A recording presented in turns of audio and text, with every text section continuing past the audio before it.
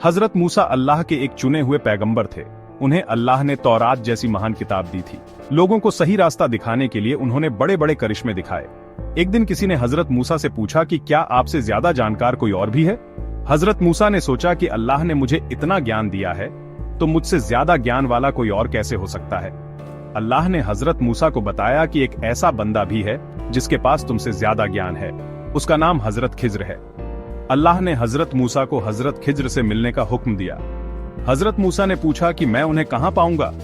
अल्लाह ने उन्हें एक खास जगह और निशानी बताई। हजरत मूसा अपने साथी के साथ उस सफर पर निकल पड़े। वो एक लंबा सफर करके समुद्र के किनारे पहुंचे। वहां उन्हें एक कश्ती दिखाई दी। उन्होंने कश्ती वालों से कहा कि हमें भी अपने साथ ले चलो। कश्ती वाले उन्हें पहचान गए और बिना कुछ लिए उन्हें कश्ती में बिठा लिया। इस तरह हजरत मूसा और उनका साथी हजरत खिज्र की तलाश में एक कश्ती के जरिए समुद्र में दूर तक चले गए। हजरत मूसा और उनके साथी का सफर जारी था। वो हजरत खिज्र की तलाश में समुद्र में बहुत दूर तक चले गए थे। कश्ती में सवार दूसरे मुसाफिरों को हजरत मूसा की असली पहचान का पता नहीं था। वो उन्हें एक आम मुसाफिर समझ रहे थे। हजरत मूसा ने देखा कि हजरत खिज्र कश्ती में एक छेद कर रहे हैं। हजरत मूसा को यह हरकत बहुत अजीब लगी। वो ये सोचकर हैरान हो गए कि ये कैसा ज्ञान है जो एक अच्छी खासी कश्ती में छेद कर रहा है। क्या ये जानबूझकर हमें डुबाना चाहते हैं? हजरत मूसा से रहा नहीं गया और उन्होंने हजरत खिज्र से पूछ ही लिया कि आप ये क्या कर रहे हैं? ये तो डूब जाएगी। हजरत खिज्र ने मुस्कुराकर कहा कि मैंने तुम्हें कहा नहीं था कि तुम मेरे साथ सब्र नहीं कर सकोगे?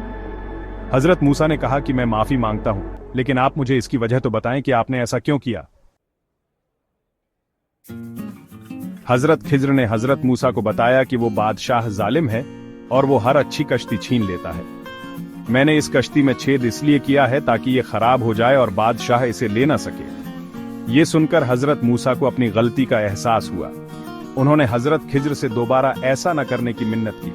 हजरत खिज्र और हजरत मूसा कश्ती से उतरकर अपना सफर जारी रखा। वो एक गांव में पहुंचे और खाना खाने के लिए एक जगह पर बैठ गए। वहां उन्होंने एक लड़के को खेलते हुए देखा जो बहुत ही खूबसूरत और मासूम था। हजरत खिज्र ने उस लड़के को देखते ही उसे मार डाला।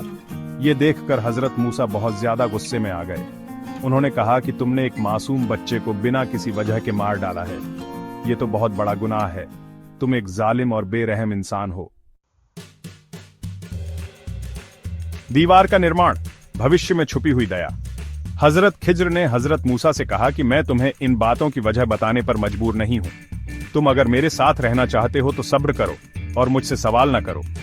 हजरत मूसा ने कहा कि ठीक है, मैं सब्र करूंगा, लेकिन तुम मुझे जरूर बताना कि तुमने ऐसा क्यों किया। हजरत खिज्र और हजरत मूसा ने अपना सफर जारी रखा। वो एक और गांव में पहुंचे जो बहुत ज्यादा गरीब था। वहां के लोग बहुत ज्यादा जरूरतमंद थे। उन्होंने हजरत खिज्र और हजरत मूसा से मदद की गुजारिश की। उन्होंने कहा कि हमारे गांव की यह दीवार टूट चुकी है और हमारे पास इसे ठीक करने के लिए कुछ भी नहीं है। अगर आप हमारी मदद नहीं करेंगे तो हम बहुत ज्यादा मुश्किल में पड़ जाएंगे। हजरत खिज्र ने इस दीवार को अपने हाथों से ठीक करना शुरू कर दिया। हजरत मूसा उनकी मदद करने लगे।